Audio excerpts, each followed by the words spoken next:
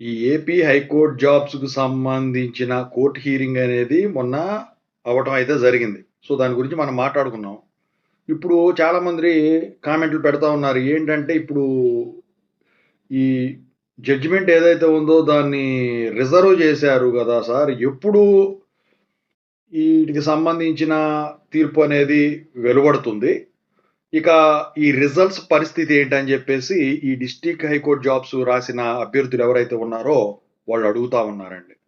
So, ఇక్కడేంటంటే అండి, మీరొకటి గమనించినట్టయితే, ఇది తీర్పు రిజర్వ్ చేశారు అంటే, ఇక్కడ రకరకాల ఫ్యాక్టర్స్ ఉంటాయి. ఫర్ ఎగ్జాంపుల్ మొన్న తెలంగాణలో ఒక గ్రూప్ ఎగ్జామ్ ఉంది. అది 2015లో నోటిఫికేషన్ రిలీజ్ జేశారు. దాని రిజల్ట్స్ డిక్లేర్ చేయటానికి కొన్ని సంవత్సరాలు పట్టింది. కోర్టు హీరింగు అయ్యి, ఈ తీర్పు రిజర్వ్ చేసి, ఇదంతా చేసేకి ముందు వచ్చేసరికి దాన్ని డివిజనల్ బెంచ్‌కి ట్రాన్స్‌ఫర్ చేస్తే నెలకి నెలలో ఇదవ్వటం వల్ల, అంటే పోస్ట్‌పోన్‌మెంట్ అవ్వటం వల్ల, సో, అది ఈ నియామకాల్ని రద్దు చేశారు.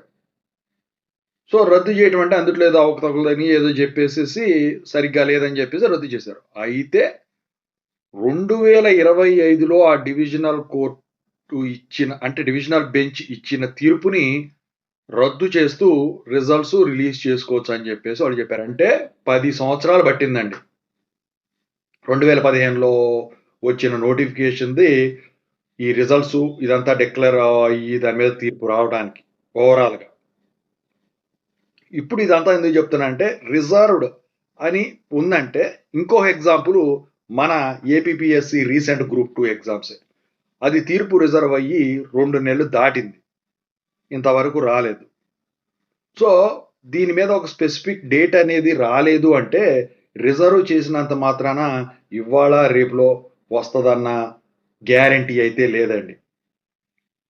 అది ఎప్పుడైనా ఇదవ్వచ్చు. మీకున్న బ్యాడ్ ఏంటంటే, ఆ రిజల్ట్స్ మీద స్టే విధించకుండుంటే పోయేది. ఎందుకంటే, ఈ ఏపీపీఎస్‌సివి గ్రూప్స్ ఇవన్నిటి రిజల్ట్స్ మీద స్టే విధించలేదు. రిజల్ట్స్ రిలీజ్ చేసేసారు. ఎగ్జామ్స్ కూడా అప్పుడు కండక్ట్ చేసేసారు. సో, ఈ స్టే విధించకుండా ఉన్నట్లయితే, మీకు ఈ తీర్పు రిజర్వ్ అయినా, ఏదైనా మిగతా ప్రాసెస్ అంతా తర్వాత చూసుకునేవాళ్ళు. ఎందుకంటే, ఈ రిజల్ట్ వచ్చేసిందంటే, ఇక అందుట్లో మనం సెలెక్ట్ అయ్యామా లేదా మనకు తెలిసిందంటే, సెలెక్ట్ అయినోళ్ళు ఇక ఆ రిజల్ట్ తీర్పు గురించి వేచి చూడాల్సిన పరిస్థితి తదుపరి కార్యాచరణ కోసం. ఇక క్వాలిఫై కానోళ్ళు నెక్స్ట్ వేరే అటెంప్ట్స్ చూసుకుంటారు. ఓకేనా?